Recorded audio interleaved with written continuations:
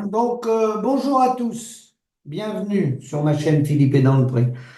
Alors, cinq petits thèmes d'actualité qui concernent l'actualité. Alors, tout d'abord, en un, merci à vous de tous les commentaires que vous m'avez faits. Merci à l'équipe de Brut, le Média Brut. Merci à Ulysse Thévenon, dont je vous recommande de acheter le livre Le sens du bétail. Merci à toute cette équipe de Brut et on voit bien à travers les commentaires qu'à 99% les gens sont satisfaits de ce reportage et ont bien compris les vrais enjeux, hein. Bon, ça se passe très très bien, il y a toujours 0,5% de gens qui essayent de faire diversion ou de faire croire que les éléments qu'on donnerait seraient des faux éléments. Donc ben voilà où il faut placer le débat, hein. Des prix à hauteur des coûts de production pour que les gens puissent vivre dignement dans les exploitations, puisqu'aujourd'hui, en agriculture, on est arrivé à une situation, alors pas aujourd'hui, hein, ça remonte déjà, il y a un moment qu'on a pris du retard, si bien qu'on a pris tellement de retard qu'on ne sait même plus, on n'ose même plus parler de prix au niveau coût de production, tellement le décalage avec le reste de la société est important. C'est la raison pour laquelle, quand vous m'envoyez des mails, hein, je vous réponds souvent par quelques phrases. Par exemple, sur la viande bovine, hein, les animaux à 5,50 € ou à 6 € le kilo de carcasse. Comme tous ceux qui le savent, qui connaissent bien le métier agricole, ça ne veut absolument rien dire. Ça peut être à 8 € demain matin, ça peut être à 10 €. D'ailleurs, c'est à 10 € au Moyen-Orient. C'est entre 10 et 14 € le kilo de carcasse en Turquie. Et ça, c'est un prix. Un prix, c'est un indicateur d'une vente, d'une production. Ce n'est en aucun cas la marge. Comme tout a flambé, voyez-vous, avec ces prix-là, vous pouvez conserver ces prix-là. Quand vous mettez en rapport le prix des semences, le prix des engrais, le prix des phytos, le prix du matériel, le prix des bâtiments, aujourd'hui, dans les études, pour ceux qui veulent refaire de l'investissement ou des jeunes, il n'y a même pas besoin de faire l'ensemble, de mettre sur un papier l'ensemble des éléments qu'il faut pour s'installer, qui est le foncier, du foncier, soit en location ou des fois à l'achat, pour le foncier, pour le cheptel, pour ceux qui font de l'élevage, il faut des bâtiments et il faut du matériel. Je vais vous dire, vous n'avez pas besoin de prendre les quatre, vous en prenez qu'un déjà. Vous faites des bâtiments, vous faites un bâtiment pour 80 vaches allaitantes ou 85 vaches allaitantes, hein, et puis bah, vous allez voir déjà, terrassement puis bâtiment neuf, vous allez déjà vous arrêter là déjà. Vous remboursez ça et vous essayez de vous prélever 2 SMIC et demi avec un bâtiment neuf, vous allez déjà pas aller plus loin. Vous allez même pas y arriver déjà. Et on n'a pas parlé du matériel, ni des tracteurs, ni des pailleuses, ni des décileuses qu'on a besoin, suivant nos modèles, hein. Et on n'a pas parlé du foncier, bien entendu. Simplement le bâtiment, on est déjà enterré. D'accord? Donc voilà dans la situation où on est rendu. C'est la raison pour laquelle, d'ailleurs, il y a des investisseurs dans le photovoltaïque, puisque les agriculteurs ne peuvent plus financer leur exploitation. Et pendant ce temps-là, une petite remarque, vous remarquerez que les deux grands acteurs qui nous entourent, que sont les industriels et la grande distribution, ils n'ont pas besoin d'investisseurs privés pour mettre des panneaux sur leurs bâtiments, hein. Les investissements, ils se les font eux-mêmes et ils se les financent eux-mêmes. Donc le maillon faible, c'est bien l'agriculteur. Parce qu'être rendu à chercher des porteurs de foncier, des investisseurs privés pour acheter le foncier, parce que pour la plupart d'entre nous, on ne peut plus financer le foncier, c'est ça la réalité, hein, faut pas se cacher. Le cheptel, alors, en grande majorité, il appartient aux agriculteurs, il est sous emprunt, mais il appartient aux agriculteurs. Il peut arriver qu'il soit à des sociétés de location de cheptel. Et puis alors maintenant, les bâtiments, on arrive avec, avec beaucoup d'investisseurs photovoltaïques qui nous permettent de monter un bâtiment si on veut continuer d'exploiter. Sinon, malheureusement, on ne peut pas renouveler les bâtiments. Et après, le matériel, ben, c'est des prêts constructeurs ou du leasing. Voilà où on en est. Deuxième petit point, très rapide, les élections chambre d'agriculture. Il faut quand même que j'en dise un mot, puisque vous m'avez interpellé là-dessus. Ben, je dirais que c'est comme le vote qu'on a fait, hein, aux élections. Bon, il y a eu un vote aux européennes. Ceux qui ont arrivé en tête ont eu plus de députés au niveau de l'Europe, c'est-à-dire le Rassemblement national, puisqu'il y a une dose de proportionnel. Mais quand on prend le résultat de l'Assemblée nationale, ceux qui sont au pouvoir aujourd'hui ne sont pas ceux qui ont gagné les élections. Ceux qui sont au pouvoir aujourd'hui, vous voyez M. Retailleau ou d'autres, c'est des gens qui ont fait moins de 5% à la présidentielle.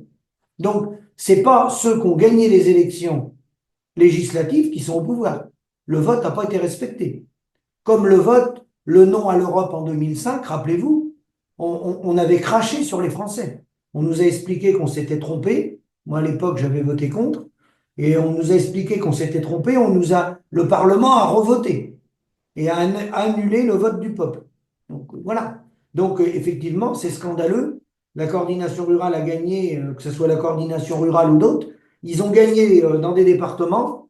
Et avec les combinaisons des gens de la coopération agricole ou du secteur bancaire ou du secteur assurantiel ou de la MSA, eh bien c'est là qu'on voit que le syndicat FNSEA n'est pas un syndicat qui défend les paysans.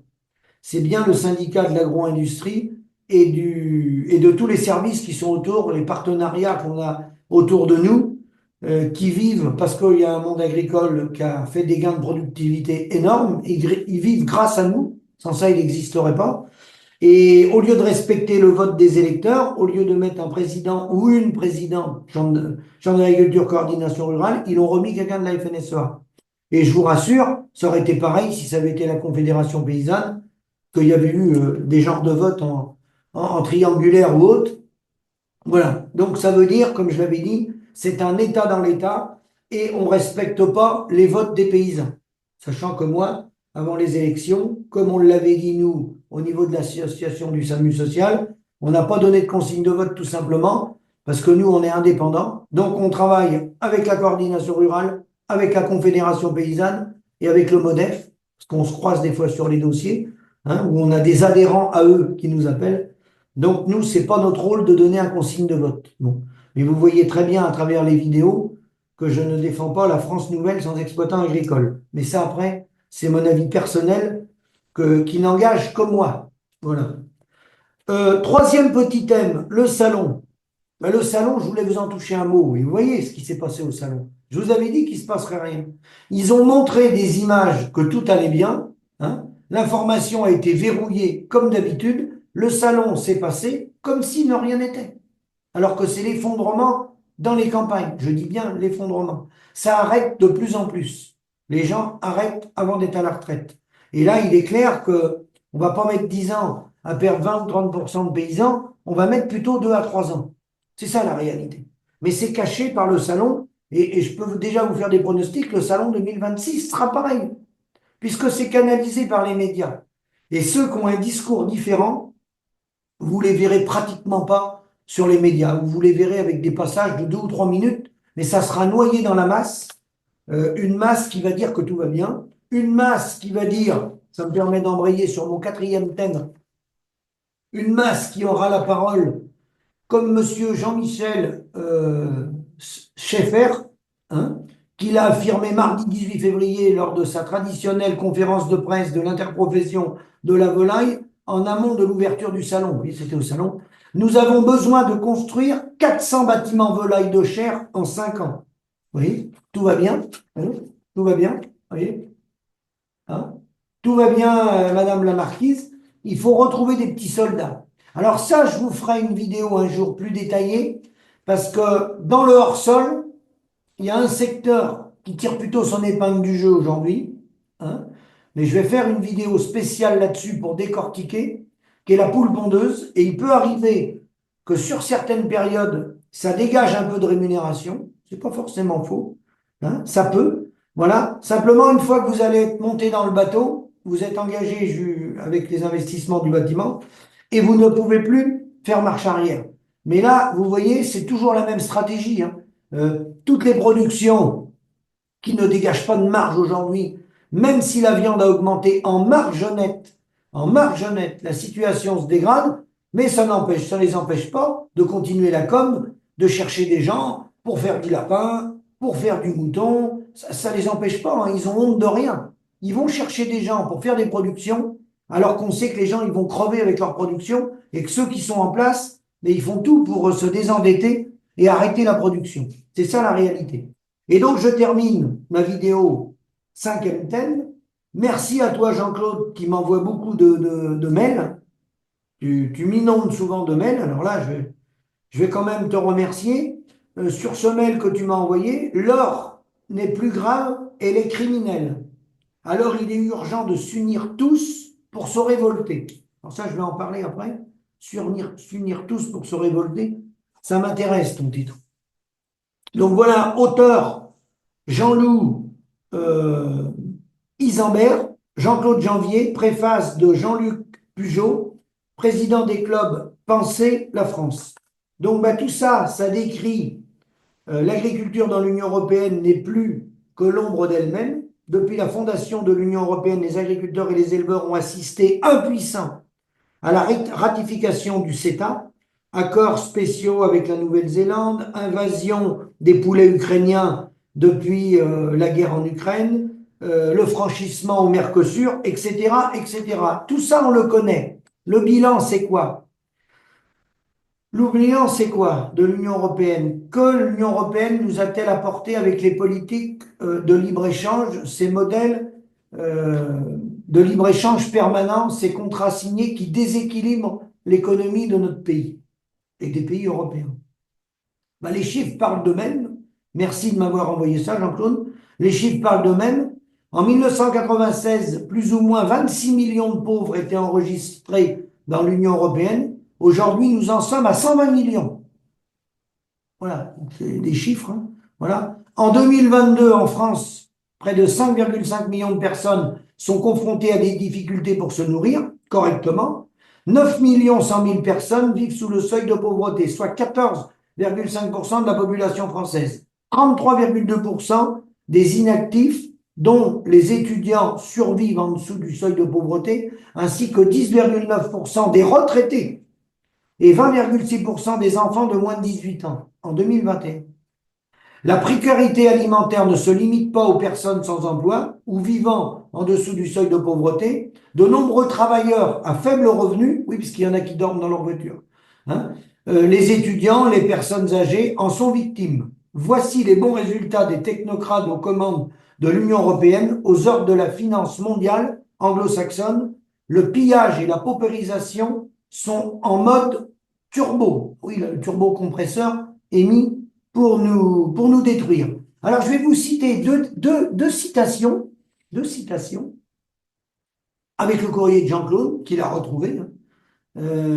Alors, Fidel Castro, qui est décédé, en 1992, il déclarait la prochaine guerre sera en Europe entre la Russie et le fascisme.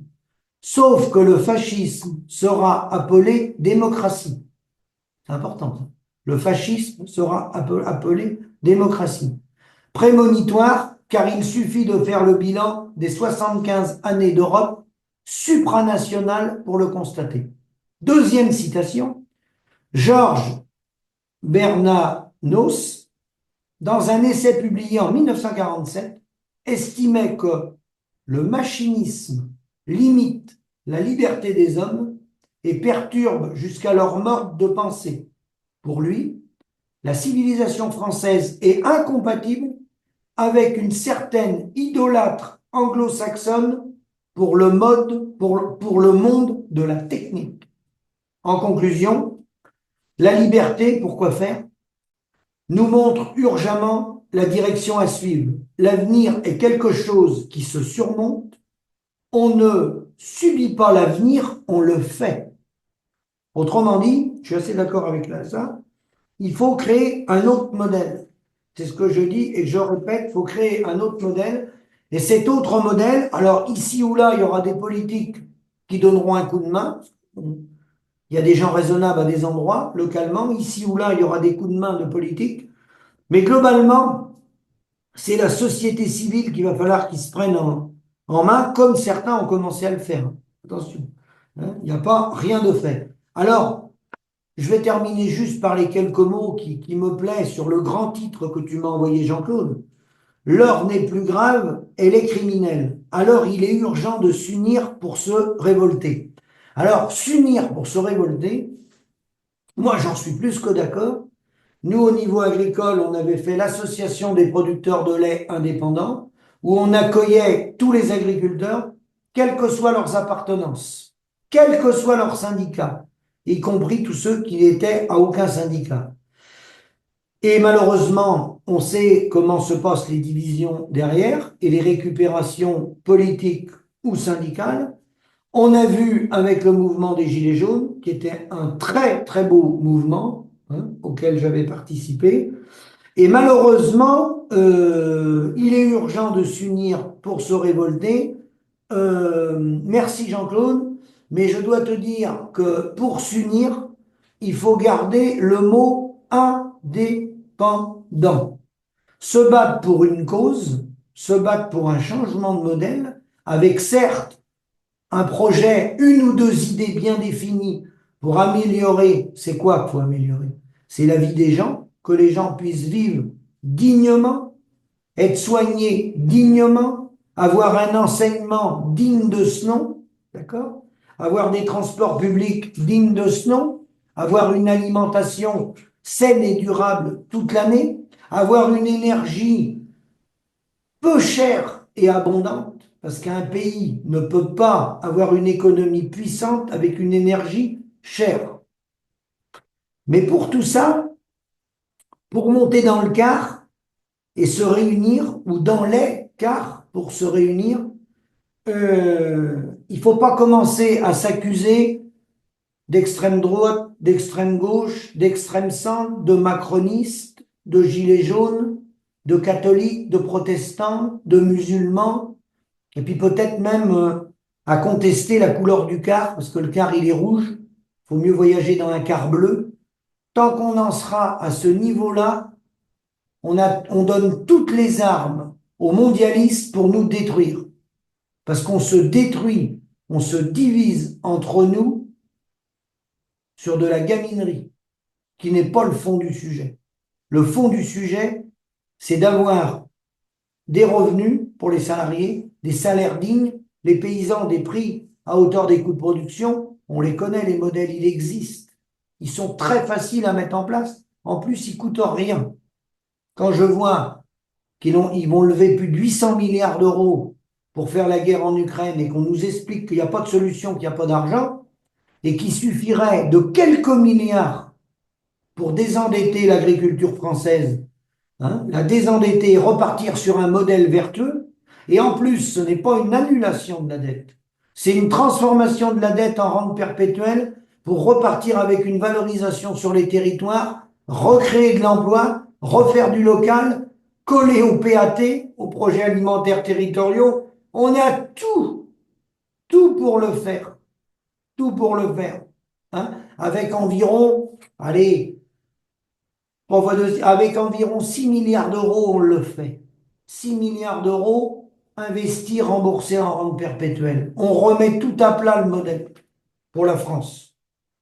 Donc, vous voyez bien que c'est bien l'absence de décision politique et c'est le fait que ce système-là rapporte à certains, et c'est pour ça qu'on continue dans ce schéma-là agricole, toujours à la concentration des outils et l'agrandissement globalement des exploitations, parce qu'ils considèrent dans les économies, dans le monde occidental, globalement, mais pas que, ils considèrent qu'avec moins d'1% de toute façon, mais qu'avec 0,3-0,5% de la population d'agriculteurs, c'est largement suffisant pour tenir une nation au niveau alimentaire. C'est ça, c'est tout. Les penseurs économiques qui ont la main sur nos décideurs politiques, ils prouvent et ils démontrent par des schémas que moins d'1% d'agriculteurs, je vous dis 0,3, 0,4, 0,5, ça le fait. Alors ça le fait dans quelles conditions? À quel prix? À quel prix pour le consommateur? À quel prix pour l'environnement? À quel prix humain? Tous les gens qui se suicident? À quel prix en termes d'emploi? Ça, on n'en parle jamais, parce qu'on ne nous laisse pas la parole. Et il n'y a qu'un modèle qui est mis en place, c'est celui-là.